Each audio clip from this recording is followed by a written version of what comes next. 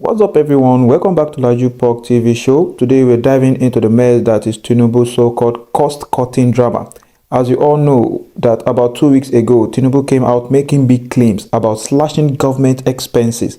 But is he actually serious, or is this just another political scam to keep us all quiet? Let's get into this tea as it's boiling hot. So therefore, if you're watching us for the very first time, kindly like, comment and share this video to all social media platforms, and don't forget to click on the notification icons to get you notified of our next video. We will be back shortly. Welcome to Lambast TV show. The whole of crime scene is happening in the street again. The center of political news, celebrity gossip, religious gossip, and happiness in the society. Join us, the voice of Africa. Alright, let's break it down. Dele Momodu, the guy behind Ovation magazine, just threw some major shade at Tinubu's administration, and trust me, it's not pretty. Momodu basically said Tinubu is running Nigeria like a cash machine, his own personal one, and it's not wrong. The government is spending money like there's no tomorrow, while the rest of us out there are trying to survive on crumbs. But hold up, it gets juicier. The Human and Environmental Development Agenda, EDA, is calling out Tinubu too. Remember the end bad governance process? Yeah, those weren't for nothing. Nigerians are fed up with the way money is being wasted, and the EDA is saying it's time for Tinubu to put his money where his mouth is. Literally, they are calling on him to cut all the unnecessary expenses, not just make empty promises. And just when we thought things couldn't get more ridiculous, what does Tinubu do? He sent over 420 delegates to Dubai for a climate change conference. While Nigerians are starving and the economy is in the gutter, Tinubu's government is out there blowing cash on trips that couldn't have been an email. Like, what's next? A first-class trip to the moon. And now Tinubu wants to play the hero by saying only essential staff will go to the UN General Assembly. Who does he think is fooling? This is nothing but a cheap PR stunt to make us forget about the millions wasted in Dubai. If Tinubu was serious about cutting costs, why the hell did he 420 people in Dubai in the first place? Sound like he's trying to clean up the mess he made, but it's too late. Talk about the real heroes here. The people who are calling out this nonsense, Zik Gemri from the Niger Delta Peace Coalition, isn't holding back. He's asking the tough question, why are we sending 400 people to Dubai when Nigeria is literally falling apart? We need leaders who actually give a damn about us, not just themselves. Then there's Mukma Ugana, a former APC presidential aspirant who flat out disgusted, saying this government is all about paddy chop I chop. Basically, they are just taking care of themselves and their beauties while the rest of us suffer. It's sickening. And don't even get me started. Dr. Okoro Ekweme, who's been watching this disaster unfold for 6 good months, has come out saying that while we are all out here struggling with insane inflation and losing hope, the government is busy living large, completely out of touch with reality. They are in their own little world, spending money like it's monopoly. My people, don't let me bore you with too much of analysis. Let me show you this video to grasp more about this issue. So stay tuned, don't go anywhere. I'll be back shortly. To ask a question, is there bad governance in Nigeria? I don't think that is in doubt. Every Nigerian agrees on that, and I say it, including the aides of President, Mr. President, who cannot say it in his presence, but they grumble behind him. I say it everywhere. He's my friend, he's my big brother, and if anybody would deceive him, I will remain the only one who will continue to tell him that you are surrounded by liars who are telling you, Nigeria has never been this bad. I'm not an economist. The other day, someone said, because I studied Yoruba, I can't speak about it. The economy is different from economics. The economy is personal, is internal, and it can be external. Economics is textbook. Every time we hear IMF said, according to certain indices, Nigeria today, I don't know, you are a big man, Ruby. Maybe you are not feeling it. I'm a struggling journalist. So if you are a struggling journalist, now imagine the ordinary man on the street. And seriously speaking, it is unfortunate. Because, look, I want us to be practical. I don't want to come here and be repeating and rehashing what people say about government is not doing this. I want to say what government should be doing. That's been practical. The reason why I would say this government is failing is because, number one, they've not been able to check the profligacy that goes on in government in Nigeria. So what I would expect President Tinubu to do, and for him to be able to assure the nation that it means well for the nation. It's not about throwing money around. We've decided to give 50,000 naira to 3 million people. 3 million people amongst how many people? Over 200 million. It's a drop in the ocean. So I expect him to say, today, I am merging some of the ministries. As long as you meet the constitutionally required number of ministries, then cut off the rest. Number two, all these SSAs, every day, they are awarding appointments like popcorn. Like popcorn. Every day. You just remember, the daughter of my friend, the son of my former school teacher. You can't run Nigeria the way you run Lagos State. In Lagos, it's just a state, and then maybe because it's a state, a very wealthy one at that, you can afford that. But nationally, the level of poverty in Nigeria does not allow that. Then all this living large, outlandish lifestyle. You want to buy presidential jet, you want to build multi-billionaire home, stop it now. And we have a good and reasonable example from Kenya. When the demonstration started in Kenya, our good friend William Ruto thought it was the usual, they will come out for 2-3 days, we will suppress them. Today is begging for oxygen. And I pray they don't drive these young Nigerians to that level, because the level of desperation is unprecedented in the country. So the president must come out. It's not a question of when I'm traveling, I will reduce my entourage to 20 people. That's nothing. So that is my reaction to that. Profligacy is key. Everything else emanates from that. When they say we don't have money, but they have money for politicians. Chief M.K. Abiola used to say that there is enough for the need of every Nigerian, but there is not enough for the greed of some Nigerians. All right. Yes, then Edo State. Okay. Yes, I'm from Edo State. My father came from Yebe in Owan East local government of Edo State. And now he navigated and meandered his way to Ile-Ife. I would not know. But he settled in Ile-Ife. So I was born in Ile-Ife. But that does not remove from the fact that I am an authentic son of Edo State. I watched my big brother yesterday, Comrade Adam Oshiomhole. I was embarrassed. I was scandalized that he was preaching division and saying because somebody cannot speak a language, if your child is born in America today, automatically he gets an American passport. So the fact that Aso Ighodalo is from Edo State is enough. That's what qualifies. But the other qualification is that how is his background? What is his foundation? What has he contributed to nation building? Is he capable or is he incapable? Is there any reason or any scandal that will not make us to vote for him? The answer is no. This is one of the most accomplished people we have in the race today. And you want to just on television disqualify him because you say he can't speak a language? And it's one of the reasons anyway when people ask me, oh, why can't you contest to be governor in Edo State? I say no. They will disqualify me automatically. They will say I can't speak the language. Is there a language of Edo State? Let's even ask that. What's the language of Edo State? Do we speak only one language in Edo State? When you say he can't speak his language. So for me, what Comrade did yesterday was in bad taste. He should have campaigned for their own candidate in APC. I don't have any problem with that. Campaign for him. Show us his credentials. Show us the reasons why Edo State must vote for him. Not on account of where you come from or the language you can speak or you can't speak. Thank you. All right. Well, thank you very much, Are. Dele Momodu, good to have you. Thank when you were speaking about that, I was like, oh, they want to be on ovation. You promote lavish, people spending a lot of money. But of course, not just for politicians. Are you sure they spend a lot of money?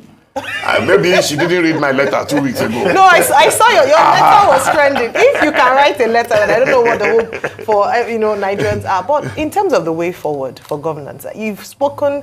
You've not hidden your thoughts about the way that this administration has been run and what better the president can do. Looking at this speech, he tried to highlight some of the things that his administration had done.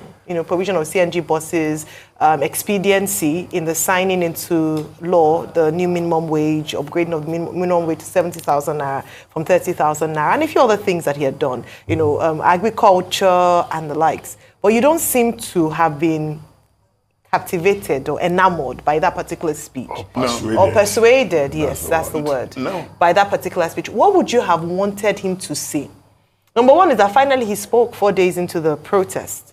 Yeah. What would you have wanted him to say? I was one of those who wrote letters. Now I'm a letter writer, like President Olusegun Obasanjo. I write letters.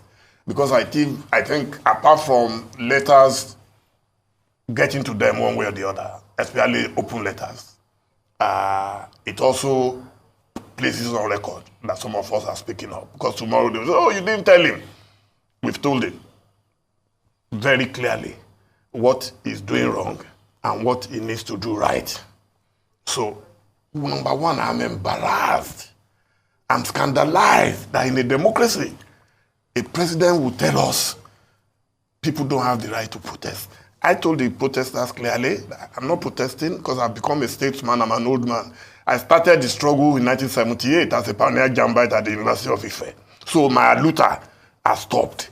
But I will protect the rights of others to also have their own aluta. No, but he didn't say people didn't have the right to protest. protest. That's what they did. He said they had the right to protest. They wasted a lot of our resources on trying to suppress. If the number of security agencies that we saw in Lagos alone were sent to Sambisa, I'm sure by now, maybe we would have wiped out Boko Haram.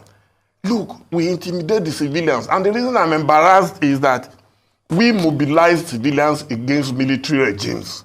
Now, they are indirectly calling on the military. That's why Atiku Abubakar had to issue that statement 2 days ago. That military should not go and kill innocent people on the street. Because now we are mobilizing military against civilians. When in our own time, we were mobilizing civilians against the military. Is it not an irony? So, that's one. Number two, I expected him to do more than an apology, to carry out an investigation into how peaceful protests suddenly became fisticuffs between the security guys and the protesters. Number three, I expected him to give people in concrete terms what he will do to reduce the cost of governance, which everything comes from there.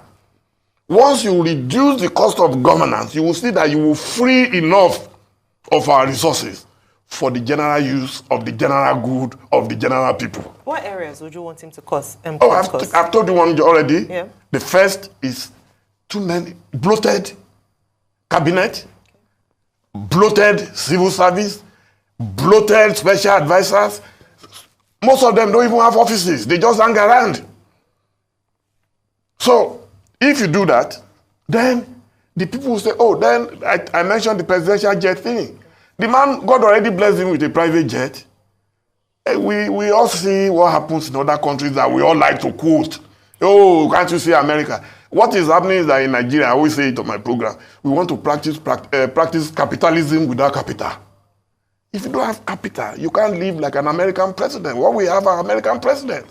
Okay, so a couple of things. Number one, Bob D, you've always written letters. You wrote letter to Buhari, you wrote letter to all these people. But one question that keeps going through my mind anytime you say President Bola Ahmed TINUBU is your friend, I'd like to ask, do you still have a personal relationship? No, none. When last did you message him? Maybe over 3 years ago. So over 3 years ago, you've not spoken to him again? No, not at all. We haven't met. I met his wife. Do you still have his number? I wouldn't know if it will work, but I have not bothered. Because it's not necessary. Okay, good. Secondly, both of you were in the struggle for June 12 those days in different dimensions. You on the media front with your relationship with MKO Abiola, him also as a senator of the SDP then. The question is, what changed as regards the ideology of that struggle, do you think, in him?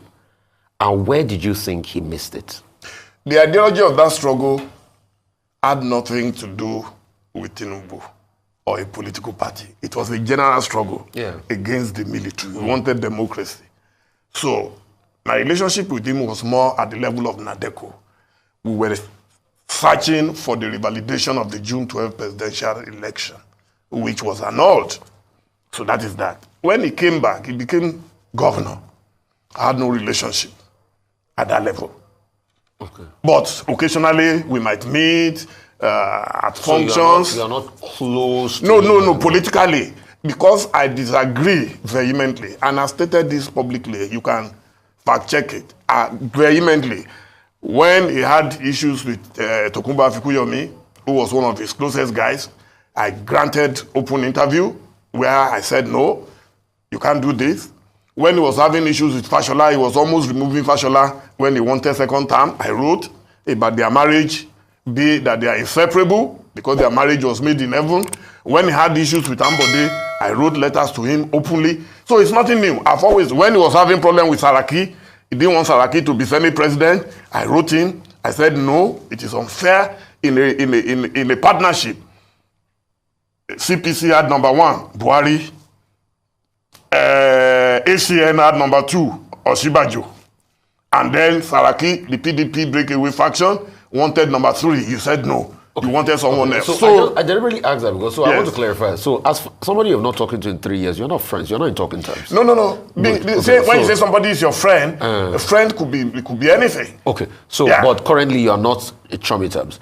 Secondly, we're not fighting. Okay, you're not fighting, but you've not also spoken in 3 years. Oh yeah, definitely. The reaction the government will always make is that people like you, is because they defeated you in election. And I've seen that reaction by the likes of government agents like, Mr. Bayan Onuga, reaction to Mr. Atiku Abubakar statement and all of that, that they defeated you in election and it's still paying you people. That's number one. Secondly, they will also say that most of these things you're asking for them to do, that they have done it, like CNG, like they say they will cultivate 10 million hectares of land and all of that. Like they say they're trying to keep it within range. In fact, they also said about the fact that, they've reduced cost of servicing their debt and all of that. I mean, what do you say to reactions like that when they say it's because it's paying you people? I've never bothered about the comments of government agents.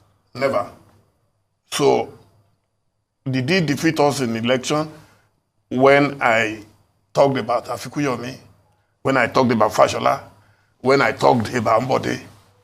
I wasn't even a member of their party. I've never been a member of their party. The thing is that in October 2022, I was interviewed on another channel. And I said it clearly, that if he wins, we are likely to have a potential dictator. Every newspaper carried, everybody shouted, how can you say so? What I see today has justified my claim. Look, in good conscience. Is a dictator?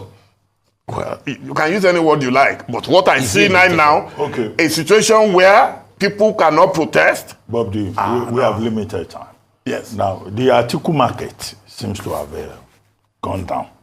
Even some of the people in the Atiku market, Reno Omokri is now carrying Tinubu's flag. Then Bola is looking for Kokorotinjefo inside the fort. He has moved somewhere else, but you are still in the opposition. But let's talk about what you are... Opposition is not about Atiku. This is what bothers me. When you reduce opposition, that anybody who does not support Tinubu means that it's because of Atiku.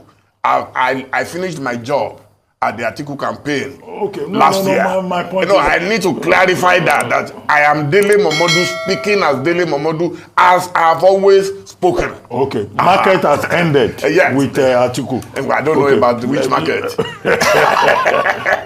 But let's talk about what you are doing. Yes. I know that you have some programs, apart from Ovation, you have built a library in Ibadan.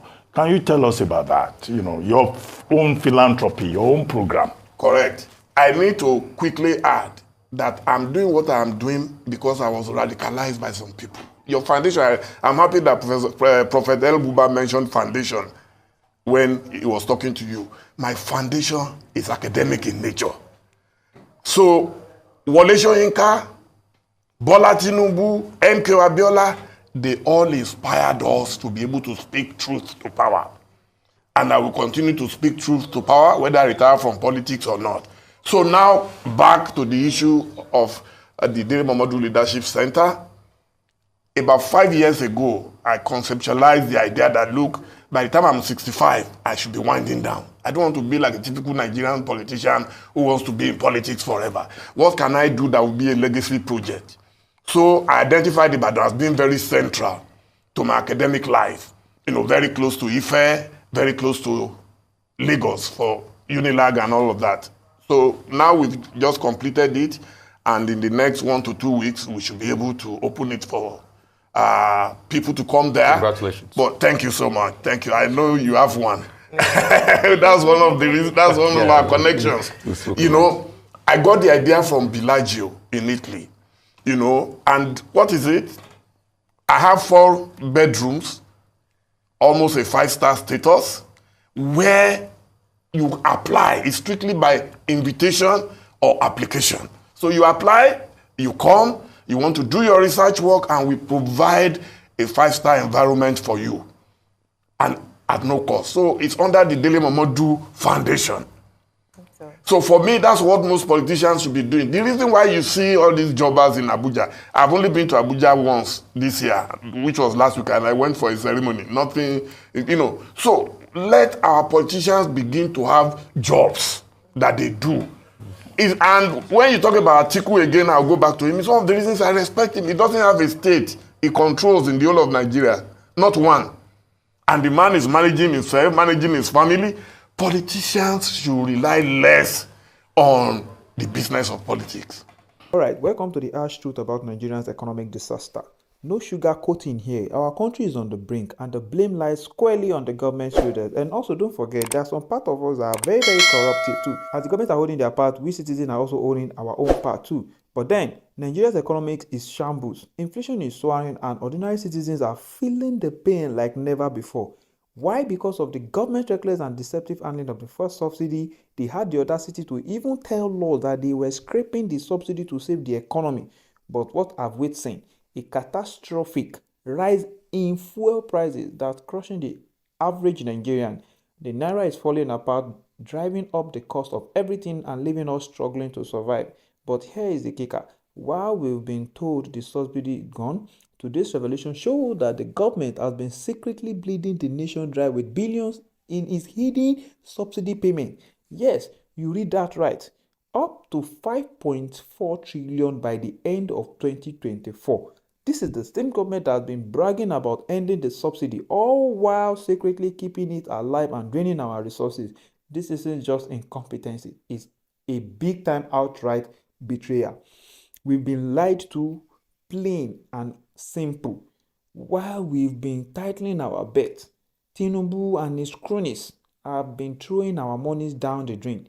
They promise us relief, but all we've gotten is much more suffering. Inflation is choking us, and instead of real solutions, they offer pathetic cash transfers and voucher crumbs to keep us quiet while they live large. And now, let's not forget their disgusting spending habit. This government has the nerve to claim there's no money to help the struggling masses, yet they are off on extravagant international trips, wasting millions on pointless conferences. It's a slap in the face to every Nigerian who is struggling to feed their family. What am I even saying? People realize about the $5.5 million that Tinubu recently sent to China for the seizures of his private jets. Well, we are fed up. Nigerians are rising up on the street, on social media, everywhere. We are done with the lies, done with the excuses, and done with a government that doesn't give a damn about us. The streets are buzzing with anger, and the hashtags don't lie. We are still ending the bad government. And this is just the beginning. The people are speaking, and we demand real change, not more empty promises. Enough is enough. The government has failed us at every turn, and it's time they face the consequences. So if they don't get their act together, they are going to find themselves in the wrong side of history and the people's wrath. As you can see, the clock is clicking and our patience is running out. October 1st is at nearby because it's time for the government to stop deceiving us and start delivering, or they will be swept aside by the tide of anger that is building across the nation. And that will be commencing this August 1st. We will not be silent and we will not be ignored. So my people, this is where I will be putting stop for this episode. So don't forget to click on the notification icons to get you notified of our next video. Stay tuned.